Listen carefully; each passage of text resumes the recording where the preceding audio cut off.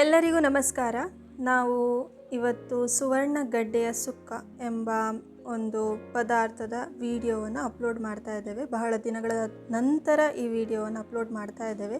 So ಹಾಗಾಗಿ ನಿಮಗೆ ಈ ವಿಡಿಯೋ ಇಷ್ಟ ಆದರೆ ಪ್ಲೀಸ್ ಲೈಕ್ ಮಾಡಿ, ಶೇರ್ ಮಾಡಿ ಹಾಗೂ ಸಬ್ಸ್ಕ್ರೈಬ್ ಮಾಡಿ. ಸುವರ್ಣಗಡ್ಡೆ ಸುಕ್ಕ ಮಾಡಲು ಮೊದಲು ಸುವರ್ಣಗಡ್ಡೆಯನ್ನು ಚೆನ್ನಾಗಿ ಕಟ್ ಮಾಡಿಟ್ಕೊಂಡು ಅದನ್ನು ಬೇಯಿಸಿ ಇಟ್ಕೊಂಡಿದ್ದೇವೆ.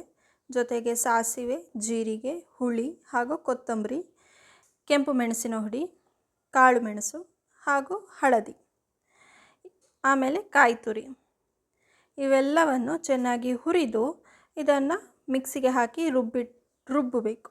ರುಬ್ಬಿದ ನಂತರ ಈ ರೀತಿ ಮಿಕ್ಸರ್ ರೆಡಿ ಆಗ್ತದೆ. ಮೊದಲಿಗೆ ಬಾಣಲೆಯಲ್ಲಿ ಸ್ವಲ್ಪ ತೆಂಗಿನೆಣ್ಣೆಯನ್ನು ಹಾಕ್ಕೊಳ್ಬೇಕು. ಇದು ಒಗ್ಗರಣೆಗೆ ನಾನು ಹಾಕ್ಕೊಳ್ತಾ ಇರುವಂಥದ್ದು. ಒಗ್ಗರಣೆಗೆ ನಾವು ಯೂಶ್ವಲಿ ಸಾಸಿವೆ, ಆಮೇಲೆ ಬೇಕಿದ್ದರೆ ಜೀರಿಗೆ, ಇಲ್ಲದಿದ್ದರೆ ನಮ್ಮದು ಉದ್ದಿನ ಬೇಳೆ ಇವುಗಳನ್ನು ಹಾಕ್ಕೊಳ್ಬೇಕು. ಅದಾದ ನಂತರ ಇವು ಸ್ವಲ್ಪ ಈಗ ನಮ್ಮದು ಸಾಸಿವೆ ಇರ್ಬೋದು, ಉದ್ದಿನ ಬೇಳೆ ಇರ್ಬೋದು, ಸ್ವಲ್ಪ ಸೌಂಡ್ ಮಾಡಬೇಕು, ಅಂದರೆ ಬೇಯಬೇಕಿದು. ಬೇಯ್ದಾಗ ಇದು ಚಟಪಟ ಅಂತ ಸೌಂಡ್ ಬರ್ತದೆ. ಅದಾದ ನಂತರ ನಾವು ಕರಿಬೇವು ಸೊಪ್ಪು ಏನಿದೆ ಅದನ್ನು ಹಾಕ್ಕೊಳ್ಬೇಕು. ಇಲ್ಲದಿದ್ದರೆ ಸಾಸಿವೆ ಮತ್ತು ಉದ್ದಿನಬೇಳೆ ಬೇಯ್ದಿಲ್ಲ ಅಂದರೆ ಅದು ಹಾಗೆ ಹಸಿಯೇ ಉಳಿದಿರ್ತದೆ.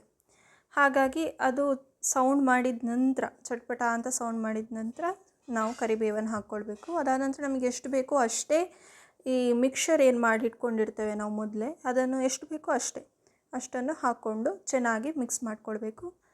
ಸ್ವಲ್ಪ ಚೆನ್ನಾಗಿ ಫ್ರೈ ಮಾಡಿಕೊಂಡ ನಂತರ ಸ್ವಲ್ಪ ನೀರನ್ನು ಆ್ಯಡ್ ಮಾಡ್ಕೊಳ್ಬೇಕು. ನಾವು ಸುವರ್ಣಗಡ್ಡೆಯನ್ನು ಬೇಯಿಸಿದಾಗ ಏನು ನೀರು ಉಳಿದಿರ್ತದೋ ಅದನ್ನು ಇಲ್ಲಿ ಯೂಸ್ ಮಾಡ್ಕೊಳ್ಬೋದು ನಾವು. ಅದನ್ನೇ ಸ್ವಲ್ಪ ಇದಕ್ಕೆ ಆ್ಯಡ್ ಮಾಡಿಟ್ಕೊಂಡು ಅದನ್ನು ಚೆನ್ನಾಗಿ ಫ್ರೈ ಮಾಡ್ಕೊಳ್ಬೇಕು.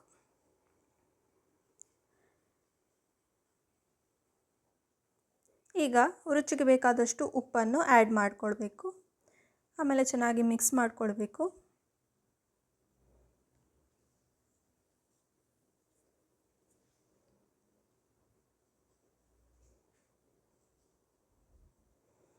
ಇದಾದ ನಂತರ ಚೆನ್ನಾಗಿ ಮಿಕ್ಸ್ ಮಾಡಿದ ನಂತರ ಸುವರ್ಣಗಡ್ಡೆಯನ್ನು ಆ್ಯಡ್ ಮಾಡ್ಕೊಳ್ಬೇಕು. ಇದನ್ನು ಮುಂಚೆ ಬೇಯಿಸಿಟ್ಕೊಂಡಿರ್ತೇವೆ. ಅದಾದ ನಂತರ ಇಲ್ಲಿ ಇದನ್ನು ನಾವು ಬೇಯಿಸಿದ ಸುವರ್ಣಗಡ್ಡೆಯನ್ನು ಇಲ್ಲಿ ಆ್ಯಡ್ ಮಾಡ್ಕೊಳ್ತಾ ಇದ್ದೇವೆ.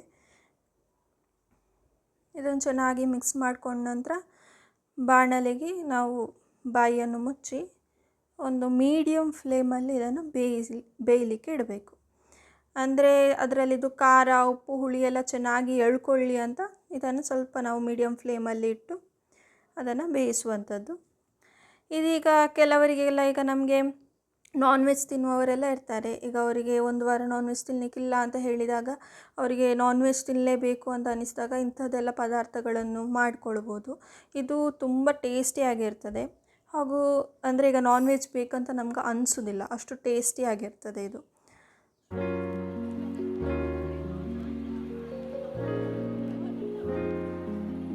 ಇಲ್ಲಿ ನಮ್ಮ ಸುವರ್ಣಗಡ್ಡೆಯ ಸುಕ್ಕ ರೆಡಿ ಆಗಿದೆ. ನೀವು ಕೂಡ ಮನೆಯಲ್ಲಿ ಟ್ರೈ ಮಾಡಿ ನೋಡಿ ಹೇಗಾಗಿದೆ ಅಂತ ನಮಗೆ ಕಮೆಂಟ್ ಬಾಕ್ಸಲ್ಲಿ ತಿಳಿಸಿ.